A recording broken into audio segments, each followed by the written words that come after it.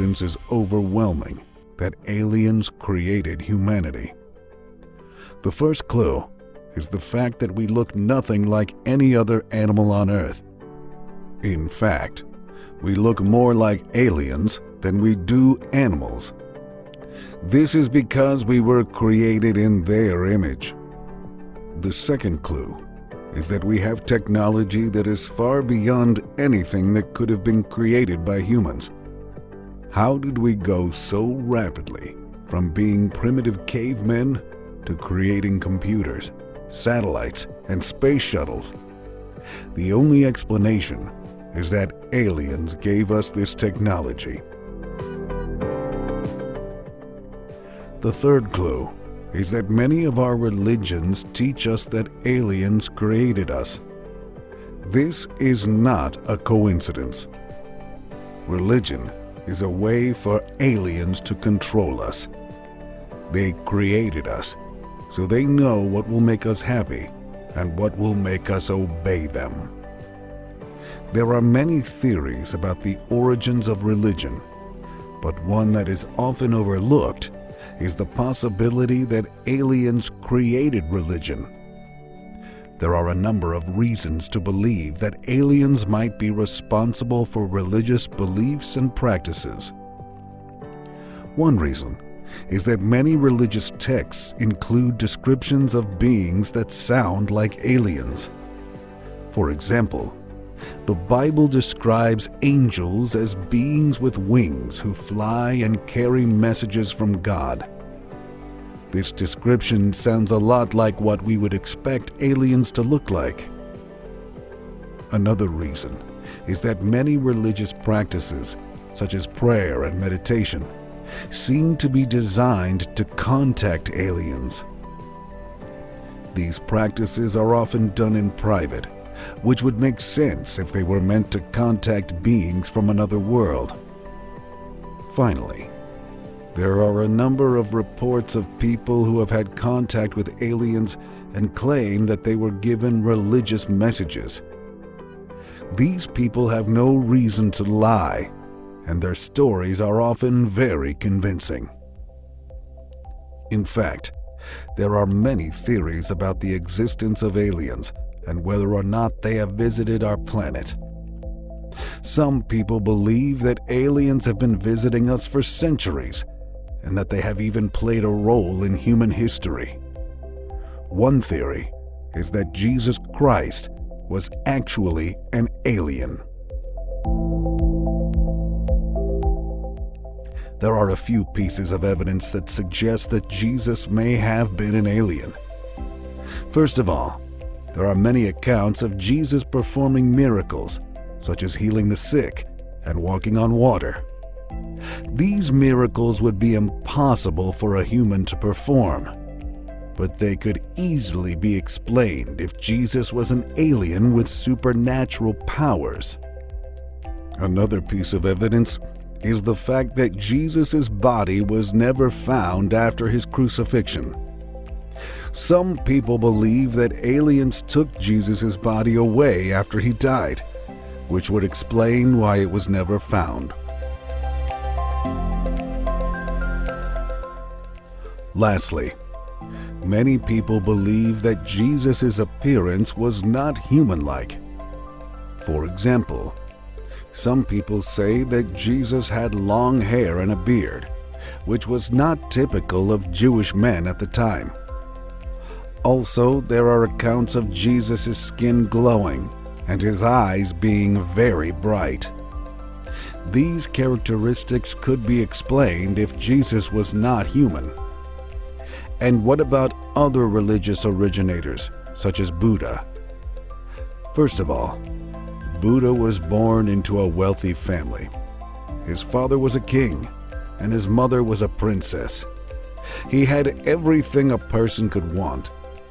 But instead of living a life of luxury, Buddha chose to live a life of poverty. He gave up all his material possessions and became a monk. Why would he do this? It doesn't make any human sense.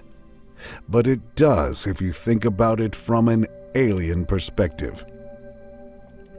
Think about it. If you were an alien and you landed on our planet, the first thing you would want to do is learn about our cultures and customs. And what better way to do that than to live among us? That's exactly what Buddha did. He lived among us, learned about our ways, and taught us about his own. He was also known for his miraculous powers. He could levitate, cure the sick, and even walk on water, like Jesus. How could a human being do these things? The only explanation is that he wasn't human. He was an alien. So the next time you see a statue of Buddha, remember that he was an alien, and he came to our planet to help us learn about our own humanity. There is also the theory which suggests that Krishna, an important figure in Hinduism, was actually an alien. There are several pieces of evidence that support this theory. First, Krishna is often depicted with blue skin, which could be an indication that he was not from Earth. Second, he possesses supernatural powers that are beyond the abilities of humans. He can defeat enemies with his mind, fly through the air, and change his appearance at will. Krishna is said to have come from another planet called Dvarka. This is significant because it's believed that aliens often come from other planets or dimensions. Fourth, Krishna is described as being, quote, not of this world. This could mean that he was an alien who didn't belong on Earth. Fifth, Krishna is said to have had a close relationship with cows. Cows are considered sacred in Hinduism, and they're also seen as a symbol of alien life. It's believed that aliens often take on the form of animals to interact with humans. There are many other theories about Krishna's true identity, but the evidence suggests that he was an alien. In fact, as far back as we care to go, the gods were aliens. The ancient Egyptians worshipped a pantheon of gods and goddesses who they believed were responsible for the natural world and human affairs. Some of these deities were said to have come from the sky, and it's not hard to see why people might think that the Egyptian gods were aliens. For one thing, the gods were often depicted as having animal heads, which would certainly be bizarre to us. They were also sometimes shown with wings, which could be interpreted as meaning that they could fly. And in many ancient cultures, aliens were thought to be responsible for things like crop circles and other unexplained phenomena. In fact, the Egyptian gods were aliens who came to Earth in order to help the ancient Egyptians in their time of need. They were able to help the Egyptians with their advanced technology and knowledge of the universe. The Egyptians worshipped the gods and built temples in their honor. The gods are also believed to be responsible for giving the Egyptians their writing and hieroglyphics. But what about the moon and its relationship to aliens and religion? The fact that lunar gods were aliens is a theory that has been around for centuries. The theory goes that the moon is actually a spacecraft that is piloted by beings from another planet. These beings are said to be responsible for the phases of the moon, as well as the tides and other phenomena on Earth. It has been speculated that the moon may be a hollowed-out planet or a captured asteroid. It would relate that if the moon was a base for aliens, then the gods we associate with the moon would also be aliens. One of the earliest was the Egyptian god Thoth. There is a great deal of evidence to suggest that the Egyptian god Thoth was an alien. First and foremost, Thoth is often depicted as having an elongated head, which is a common characteristic of aliens in popular culture and from numerous eyewitness accounts. Additionally, Thoth is said to have knowledge of all things, which is another common trait of aliens. Finally, Thoth is often associated with the moon, and aliens are of course associated with space. Diana, the Roman goddess of the hunt, was also most likely an alien. The main evidence for this claim comes from the fact that she was able to change her shape at will, something that is not possible for humans. Diana was also said to be able to fly, another ability that is not possible for humans and common to ancient aliens. Other evidence that Diana was an alien includes the fact that she was often seen in the company of animals, which were said to be her loyal servants. This is also a common trait amongst modern alien sightings. Diana was also said to be able to communicate with plants and trees. This is another ability that is not possible for humans. Hecate was an ancient Greek moon goddess associated with magic, witchcraft, ghosts, and crossroads. She was known as a powerful sorceress and was sometimes depicted as having 3 heads or 3 bodies. There is evidence to suggest that Hecate was an alien goddess. One theory is that she was a member of the Pleiades, a group of 7 stars in the constellation Taurus. The Pleiades were often associated with witchcraft and magic, all traits no human has.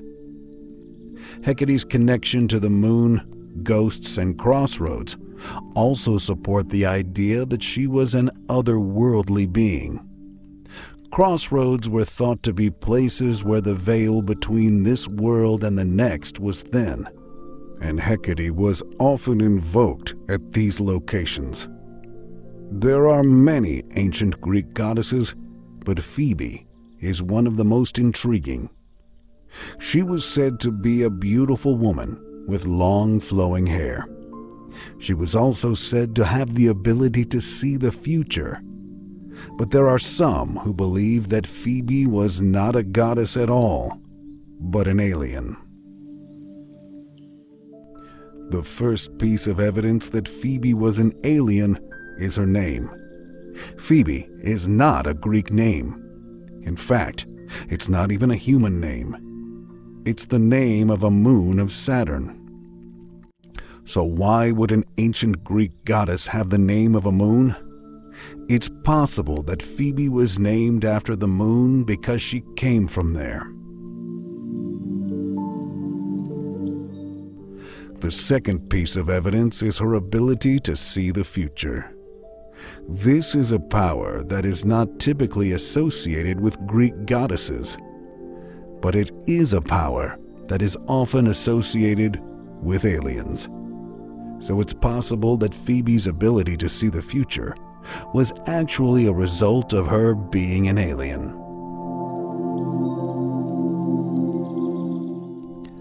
The third piece of evidence is her association with the stars. Greek goddesses are typically associated with the sun and the moon, but Phoebe was said to be associated with the stars. This is another indicator that she may have been an alien and come from the stars. Of course, there is a popular concept of the one God we have today. In order to prove that God was an alien, we would need to have a clear definition of what God is. For the sake of this argument, let's say that God is an all-powerful, all-knowing being who created the universe. There are a few pieces of evidence that could be used to support the claim that God was an alien. First, if God is all-powerful and all-knowing, it's unlikely that he's human. Second, the Bible contains numerous references to God coming down from the sky or appearing in a burning bush. These could be interpreted as God literally coming from another world. In fact, our modern concept of God comes from the Hebrew Yahweh.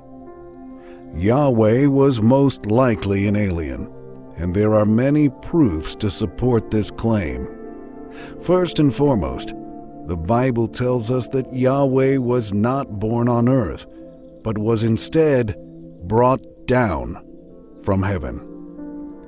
This is significant because it means that Yahweh was not subject to the laws of nature that govern earthly beings. Yahweh was also not bound by the limitations of the human body and was able to perform miracles that would be impossible for a human. Another proof that Yahweh was an alien is the fact that he is described as being like a man. This is significant because it means that Yahweh was not a human being, but was something else entirely. Finally, the fact that Yahweh is described as being invisible is another strong piece of evidence that he was not human. This is because humans are not invisible, and the only way that Yahweh could be described as such is if he was not of this world, and indeed had powers to evade our sight.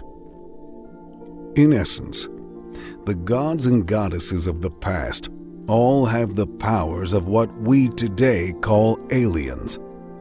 They watch us from the moon, and they were the originators of religion. Even ancient man believed this to be the case. There is compelling evidence that ancient man believed aliens lived on the moon or came down from the skies.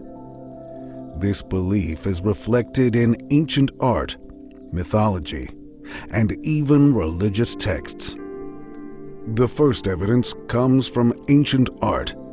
Depictions of flying saucers and other strange objects in the sky are found in cave paintings all over the world. This suggests that ancient man was aware of something strange in the sky, and that they believed these objects were operated by aliens. Mythology is another source of evidence. Many ancient cultures have stories of gods or other beings coming down from the sky in strange vessels. This suggests that ancient man believed that aliens were visiting them from other worlds. Finally, there are religious texts that mention aliens. The Bible, for example, describes angels as beings who come down from heaven in flaming chariots. This is clearly a reference to aliens, and it shows that ancient man believed that aliens were real. In conclusion, there is strong evidence that ancient man believed in aliens.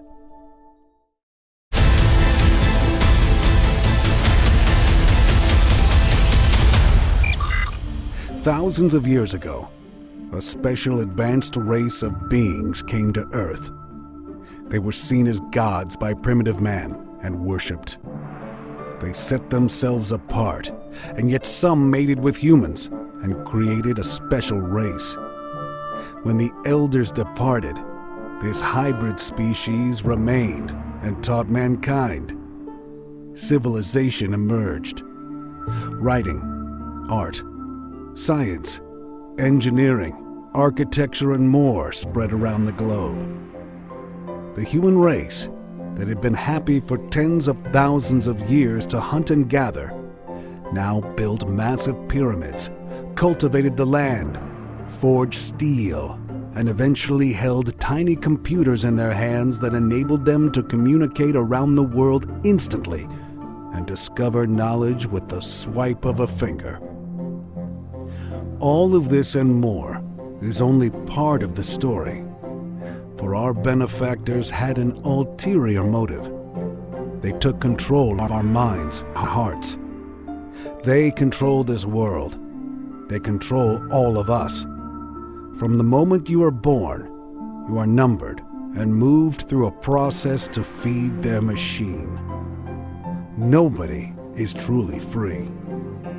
We are all working for the masters. Every now and then, they are revealed to the world. And in the 18th century, we had a glimpse of their massive power. We know them as the Illuminati, and they originated in ancient times. Quote, "Throughout Mesopotamia, from the earliest times of Sumer and Akkad, all lands were owned by gods and men were their slaves. Of this, the cuneiform texts leave no doubt whatsoever. Each city-state had its principal god, and the king was described in the very earliest written documents that we have as, quote, the tenant farmer of the god. All the great religions originate in the same historical tales of great lights that descended to earth, taught the humans, brought them out of the Dark Ages, bred them and established rulers and priests. Using propaganda, mind control, and even force, humans were treated like sheep and told to believe and behave. We had to worship the lights in the sky. We had to bow to their representatives on earth, and we had to pay the priest for the privilege of doing so. Land was taken from us, and we were told to pay to live upon it. To pay, we had to work every waking moment. Then, we had to pay taxes to the relatives of the rulers and priests in government who made laws to keep us controlled. We were thrown into war against our brothers, told to build pyramids and great walls, experimented on, and abused every step of the way. If any of this is sounding familiar, it is simply because absolutely nothing has really changed, even though the powers that be would have us believe so. From the 17th century onwards, we believed we had found a way of revolting against this oppression. Across Europe and the US, so-called freemen fought against the tyranny. And yet the fact is this: the rulers had people in both camps. The U.S. War of Independence, for instance, was led by men on both sides who were members of the same Freemasonic lodges, who were often themselves descendants of royal stock. The English Civil War ended up with the English begging for a royal to come back on the throne. It was all staged. It has always been staged. The First and Second World Wars changed the political map of Europe, and yet the royals and religions remain. Power cleverly shifts around, but always, at the very top, the same families run the world. Modern control began in the 18th century as a reaction to the growing enlightenment of the human population. The printed word had an unfortunate side effect for those in power. People started to gain knowledge and spread dissent. One very clever method of controlling such dissent is to cause it, own it, and control it.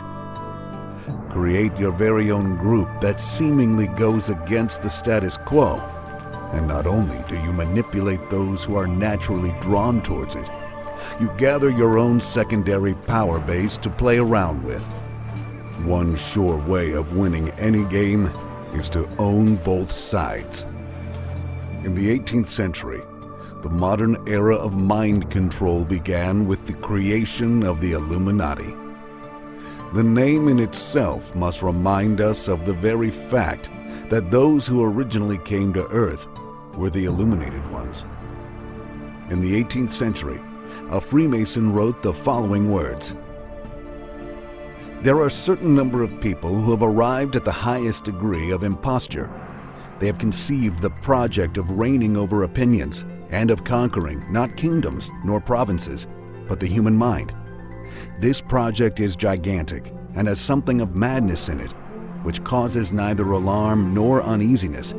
But when we descend to details, when we regard what passes before our eyes of the hidden principles, when we perceive a sudden revolution in favor of ignorance and incapacity, we must look for the cause of it. And if we find that a revealed and known system explains all the phenomena which succeeded each other with terrifying rapidity, how can we not believe it?" Standard history tells us that they were started by Jean Adam Weishaupt, the founder of the Order of the Illuminati. Weishaupt was born in Bavaria on the 6th of February, 1748. His father, Baron Ickstadt, was a professor at the University of Ingolstadt, having married the niece of the curator. The Baron secured a scholarship at the Jesuit College for Adam, who then went on to become a law student at the age of 15. Ingolstadt was a steadfastly Jesuit area and had been for over 200 years. Dissent was not permitted, even though they had been partially suppressed in 1773 by Clement XIV. It has been said of the Jesuits that they were the world's largest and most powerful secret service, due mainly to the fact that they were feared by many in the Catholic Church, and that a universal confession could be well utilized for blackmail. According to a converted nun, the Jesuits offer the world at large a system of theology by which every law, divine or human, may be broken with impunity, and by which the very bulls of popes may be defied. It is a ghastly religion. It is a religion to be abhorred by all honest and honorable men. So according to this 19th century writer, they were even above the bulls of the Pope. Edwin A. Sherman, an American Freemason also writing in the 19th century, stated, "The Jesuits laugh at us, and during their hilarity, the rattlesnake is coiled at our feet, climbing to strike us in the heart." Even President Lincoln, who was finally assassinated after prior attempts, said, "The Jesuits are so expert in those deeds of blood that Henry IV said that it was impossible to escape them, and he became their victim, though he did all he could to protect himself. I know that the Jesuits never forget nor forsake." It seems like a peculiar world that the Jesuits inhabit. On the one hand, they fraternize with Freemasons, royalty, and presidents, and on the other, taking an oath which puts them at odds with just about everybody who is not Catholic. It is into this world that Weishaupt was brought up. By 1775, Weishaupt was professor of canon law at Ingolstadt, and it was this year he or somebody else chose for Weishaupt to form a plan of an association of which he would head. This association would, quote, "oppose the forces of superstition and lies," or in other words, religion. The thoughts of many commentators is that Weishaupt so hated the Jesuits that he thoroughly intended to do away with them once and for all. The truth is that Weishaupt was in fact trained by the Jesuits for the purpose of raising a worldwide army of spies who would constantly be feeding back information from their own enemies. The information that the Jesuits could not get anymore through their confessions. In fact, the Illuminati even set up their own confessions in line with that of the Jesuits. All of this surveillance and confession was fed back to the Jesuits from the very people who were supposed to be against them. How better to find out what was in the mind of the opposition than to be the opposition? This is a standard double ploy utilized for centuries by the secret services of all religions and states. They even fed the anti-Semitic rhetoric, which suited the Catholic Church down to the ground. Through associations with the Freemasons, the Jesuits managed to get information from and influence to the Freemasons of the globe. These business leaders, politicians, military commanders, religionists, and so-called free thinkers were in fact being manipulated yet again, and very often with the exact same devices that had been used for thousands of years. Belief in a divine entity, worship of a being of light, otherwise known as Lucifer, and even the concept that their own secret line stretched back to the time of Egypt and beyond. What many probably didn't realize was this: all of that was true. They were being controlled and manipulated by a sacred line that did originate thousands of years ago, and they still are.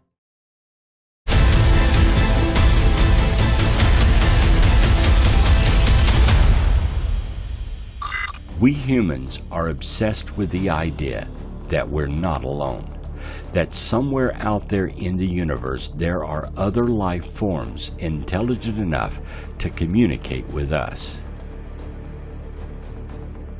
Or maybe even destroy us. But if there is life out there, why haven't we heard from them yet? Or have we? In 1961, the astronomer Frank Drake devised a calculation that predicted the existence of millions of civilizations out there among the stars. His Drake equation used some fairly speculative assumptions, but it ignited our curiosity. Are we just one small part of a vast cosmic zoo? For physicist Enrico Fermi, the contradiction between this prediction and reality made no sense, and it came to be known as the Fermi paradox. Where is everybody? He wanted to know. There could be an infinite number of answers to this question. There is no paradox, and we really are alone in the universe. Depressing though it may be, sometimes the simplest answers are the most plausible. Or they're ghosting us. Maybe aliens have a policy not to interfere with less advanced cultures, similar to the Prime Directive on Star Trek. They don't live long enough to get in touch with us. Now, this idea, known as the Great Filter, says that no advanced civilization survives long enough to still be around when its neighbors are thriving. For us, threats like nuclear war, climate change, or pandemics might spell our doom.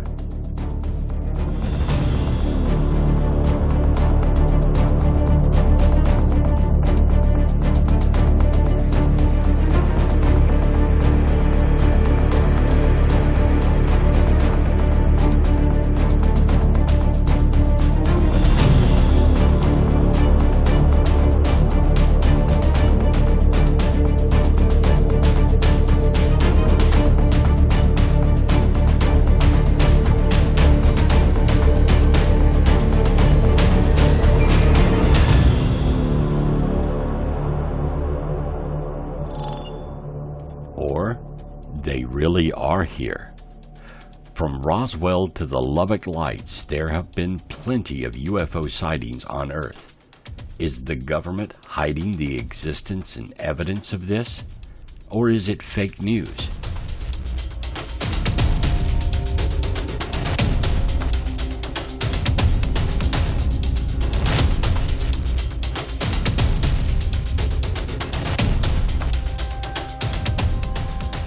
The silence from another civilization is not for want of looking on our part. In 1960, Drake pointed a radio telescope towards two nearby stars and waited for that hotline bling. Instead of intelligent messages, he got a load of static and interference from a secret military experiment. Nevertheless, the search for extraterrestrial intelligence, or SETI, was born. Then on the 15th of August of 1977, another SETI program recorded a brief radio signal coming from the direction of Sagittarius. Jerry Eman, the astronomer analyzing the data at the Big Ear telescope that day, was so excited that he wrote "wow" in the margin of the printout. So far, that "wow" signal stands as our most hopeful sign of alien communication. But listening for ET to phone home is a bit like standing by the payphone waiting for the phone to ring. Maybe we have to make the first move. Drake tried this too, sending a radio message towards globular star cluster M13. Known as the Arecibo message, it showed potential aliens our DNA structure, solar system, and some of the biochemicals of earthly life. We also tried sending aliens a greeting on board space probes Pioneer 10 and 11, which included images of humans and directions to our planet. Then, in 1977, we sent a more ambitious message, full of audio and images, on board the Voyager probes. We even included a mixtape of some of our favorite tunes, including Bach, Beethoven, Louis Armstrong, and Chuck Berry, to impress any friendly life forms, or at least the ones with ears. And if that didn't entice them to get in touch, maybe this illustration of humans eating, licking, and drinking might. By now, aliens might know a lot about us, including what we need to survive and how to reach us. And you might be wondering whether it's such a good idea to be broadcasting our location all over the galaxy when we don't know who's listening. It's like shouting in a forest before you know if there are tigers, lions, and bears, said a SETI researcher. Those bears might have planet-destroying interstellar missiles. Putting aside the question of whether we should try to contact aliens, are we even doing it right? These alien societies might be millions of years old, so to them, our radio messages might look as outdated as flip phones or pagers, and even radio. There are plenty of other ways to look for life. We can look for biosignatures. Over time, the biochemistry of billions of creatures can transform a world in distinctive ways. By analyzing the wavelengths of light that come through the planet's atmosphere, we can look for gases that suggest the presence of life. Or we can look for technosignatures. If we do see signs of life on another planet, that won't tell us whether it is inhabited by mindless green slime or sentient city builders. A more reliable approach to look for kindred spirits is to look for chemicals that only intelligent civilizations can produce. For example, city lights. Aliens with night vision as limited as ours might festoon their built environment with artificial lighting, so maybe we could spot cities lit up on the planet's dark side. Aliens may be on the go. Alien spaceships might be easier to spot than their home planets.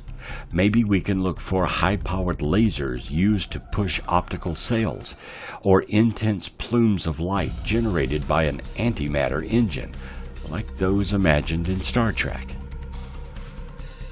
Or aliens might have built gargantuan engineering projects like a Dyson sphere, named after the physicist and engineer Freeman Dyson, which are swarms of devices around a star that harvest its energy.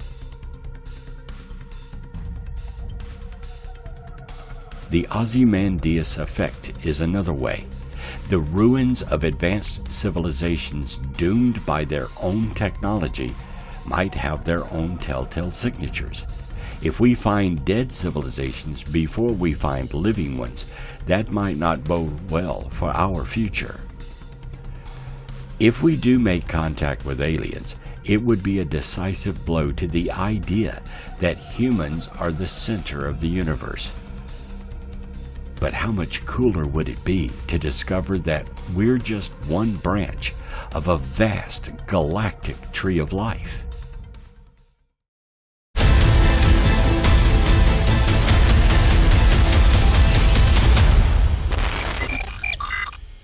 In December 1965, Gemini 7 astronauts James Lovell and Frank Borman saw a UFO during their second orbit of their record-breaking 14-day flight. Borman reported that he saw an unidentified spacecraft some distance from their capsule.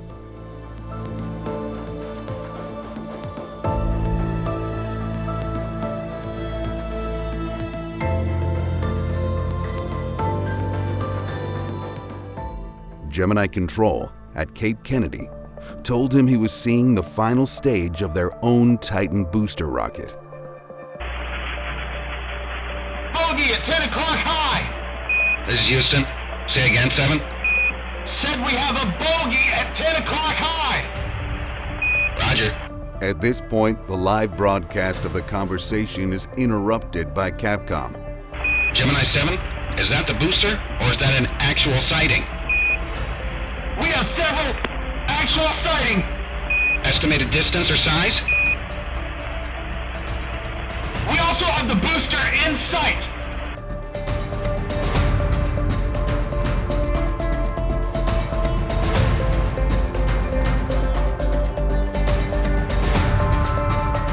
Borman confirmed that he could see the booster rocket all right, but that he could also see something completely different.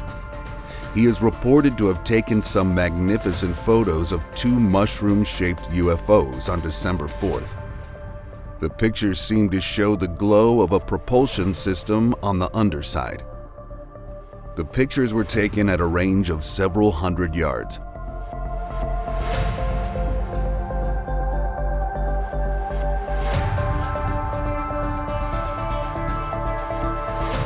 In 2003, China's first astronaut, Yang Liwei, gets a haunting experience as he hears a knocking on the outside of his spaceship's door.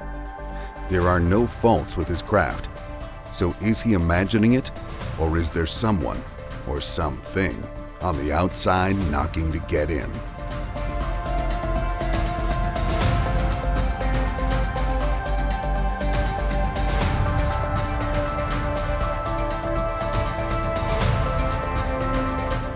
Cosmonauts Leonid Kazim, Vladimir Solyov, and cardiologist Olaf Atkov were on their 155th day aboard the Salyut 7, conducting medical experiments, when the trio noticed what they described as a brilliant orange cloud surrounding the station.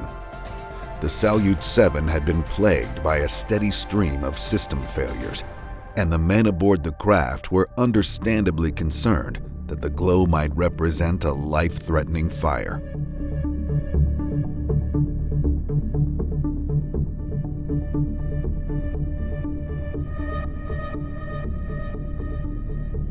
Fearing the worst, the cosmonauts rushed to the portholes, only to find themselves blinded by an intense luminescence that poured in through the circular apertures. After their vision adjusted to the light, the cosmonauts radioed ground control, telling them that the station was bathed in an anomalous, self-illuminated mist.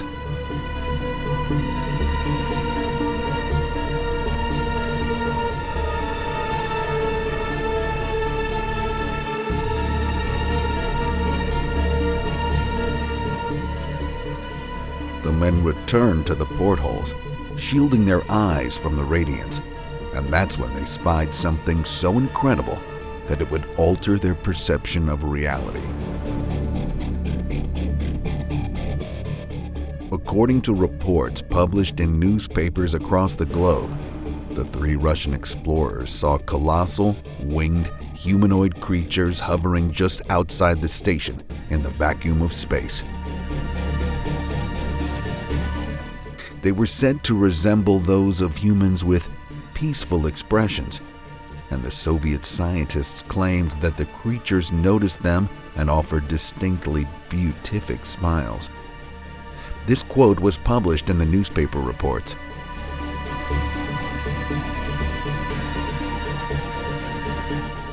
Quote, "What we saw were 7 giant figures in the form of humans, but with wings and mist-like halos, as in the classic depiction of angels."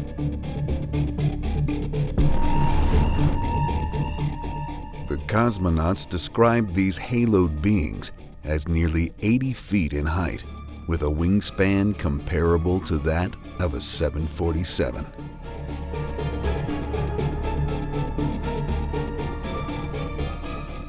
The men observed the seraphim for 10 minutes before they vanished, leaving the isolated comrades to ponder what it was that they had seen, trying to gather the courage to report it to their superiors.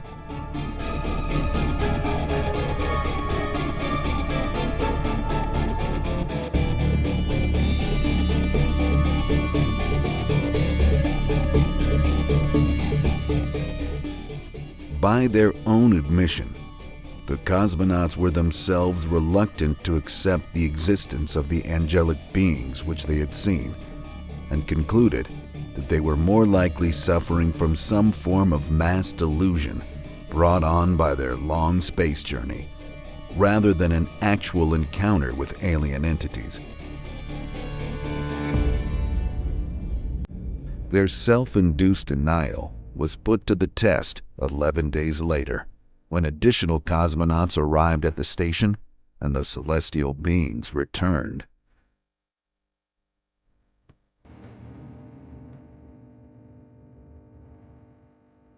Which brings us to the next mystery.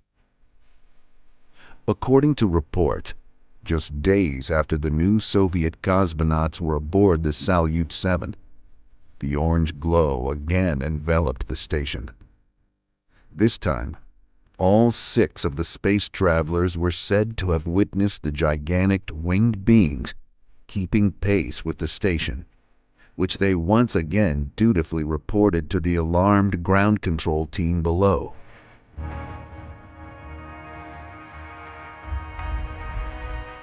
As the 6 cosmonauts stared out of the portholes, they must have been overwhelmed by sensations of awe, wonder, and fear.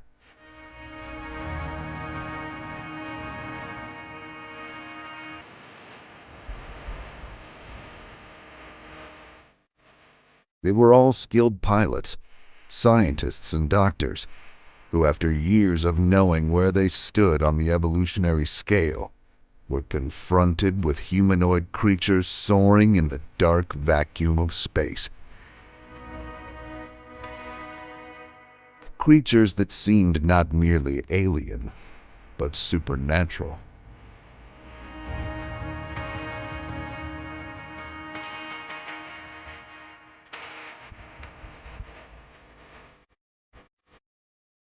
According to news accounts, one of the cosmonauts stated, quote, "They were glowing, and we were truly overwhelmed.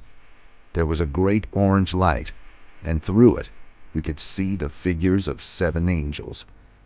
They were smiling, as though they shared a glorious secret. But within a few minutes they were gone, and we never saw them again."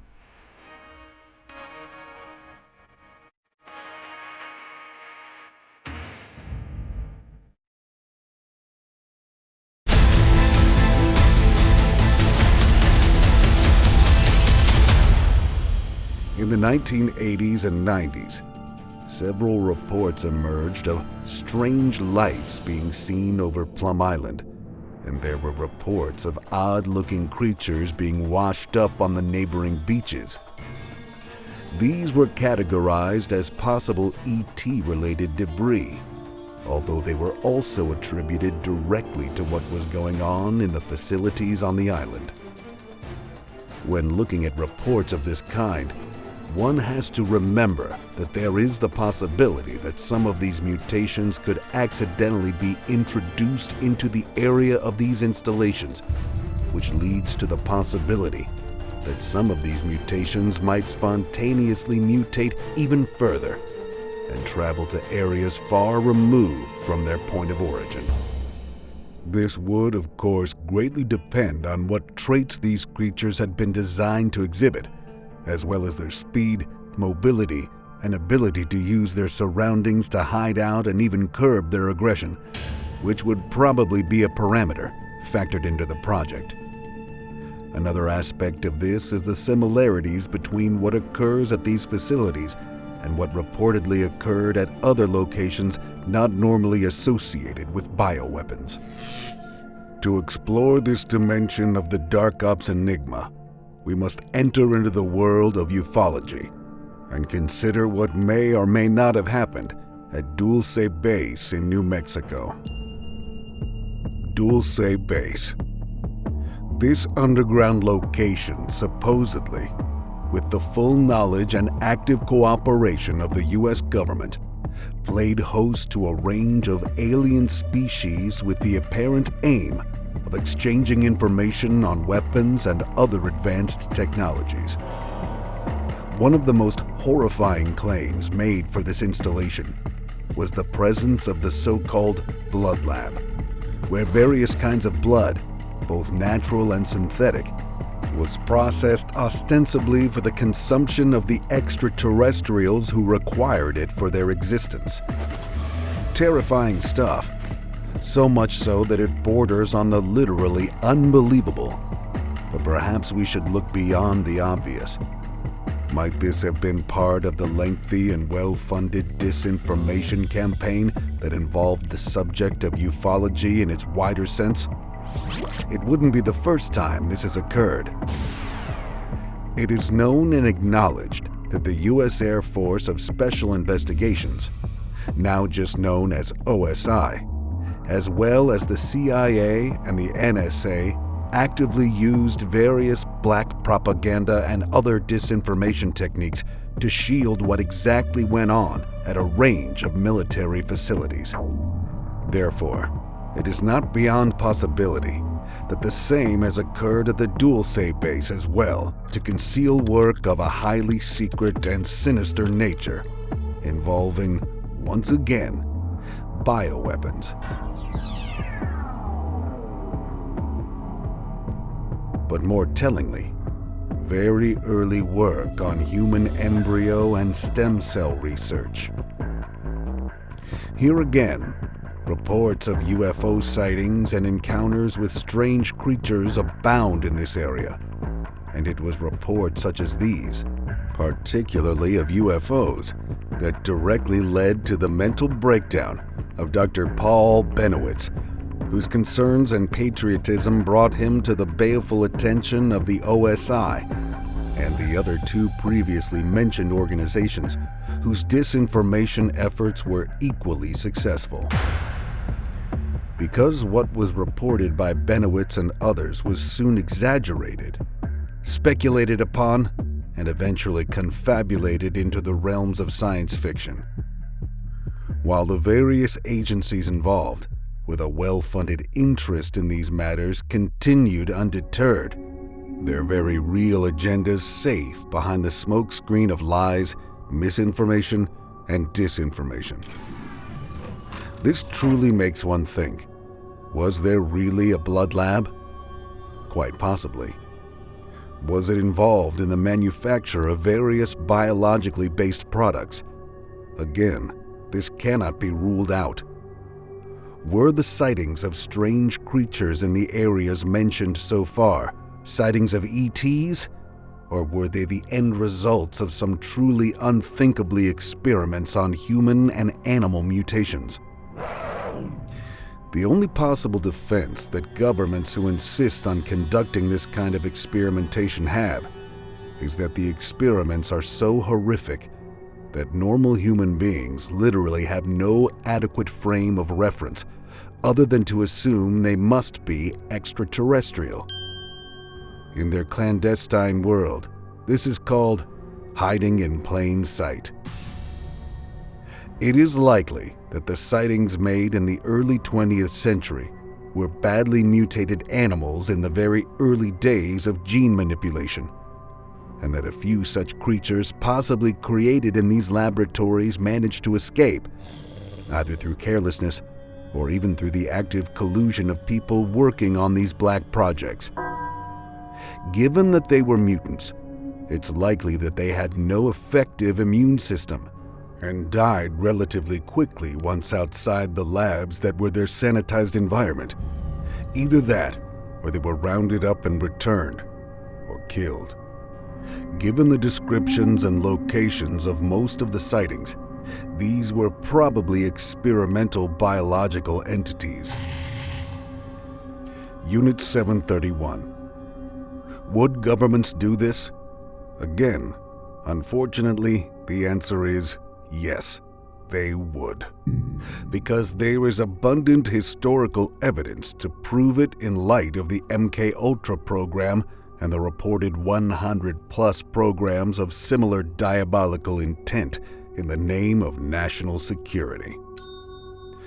We have already considered what was done in the name of science in the Nazi concentration camps. But if it is possible, these almost pale into insignificance when compared with the sadistic outrages conducted under the direct supervision of Lieutenant General Shiro Ishii of the Imperial Japanese Army at the notorious Unit 731, situated at the Pingfeng district of Harbin, which is the largest city in what is now northeast China. The victims here were mainly Chinese, with some Soviet and American prisoners thrown in. The experiments involved vivisection, crude limb transplants, germ warfare, the effects on the body of various conventional weapons, starvation, dehydration, extremes of temperature, and being confined in high and low pressure chambers and centrifuges until dead. Nothing was too inhuman, but then again, these prisoners were not even regarded as human beings. Again, many of the scientists involved in these experiments were taken by the US military for its own ends, in a rerun of the aforementioned Project Paperclip, and also for the pragmatic reason that it prevented the Russians getting access to their knowledge and data. One of the men who helped run and supervise what went on there was Ryoichi Naito, a lieutenant colonel and surgeon, who astonishingly went on to found one of Japan's leading pharmaceutical companies, Green Cross. It took the Japanese authorities more than 50 years to admit the horrific truth about just what occurred at this literal hell-on-earth facility, and sadly, experimentation on human beings still continues to this day in isolated countries with extreme dictatorships.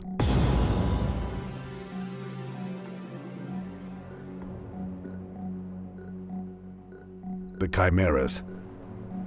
There is no doubt that human-animal experiments are still attempted in various laboratories located around the world and have resulted in the deliberate production of utterly abominable results, such as ape-human embryos and other ungodly biological combinations that some call chimeras.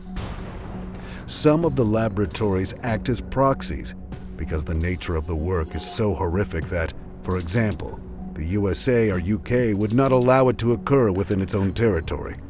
So it farms out and pays for the experimentation, often in third world countries, where the laws are much more lax and where money and favor are motivating factors.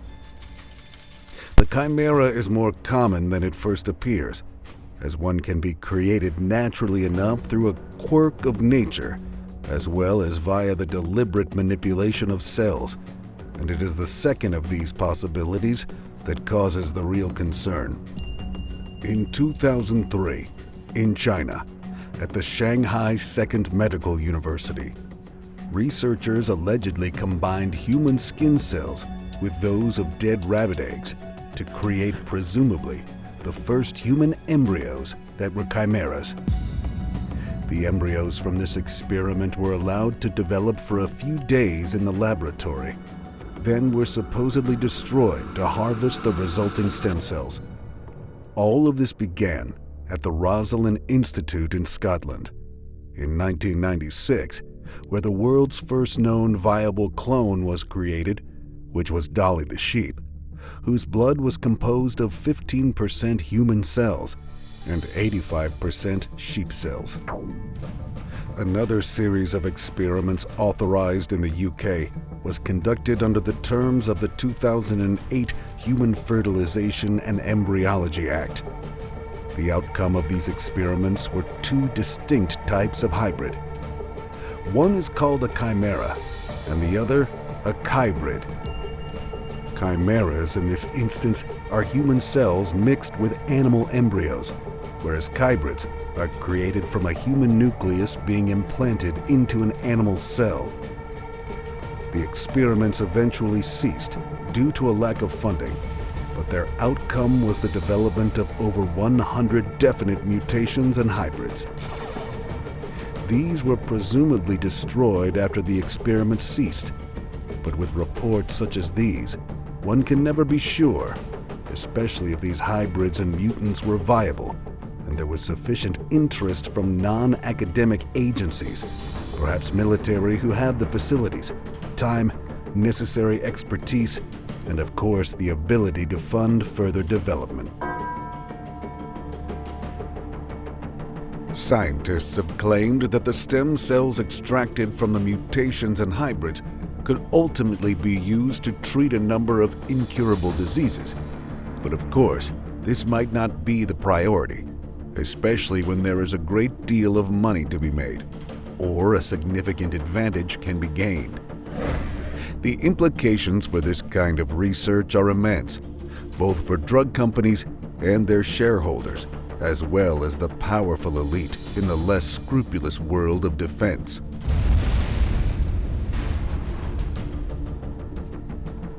Remember once again that this is the work that has so far emerged into the public domain, but there are many more classified experiments that have never, and most likely will never be known, or divulged by those controlling these and other dark projects.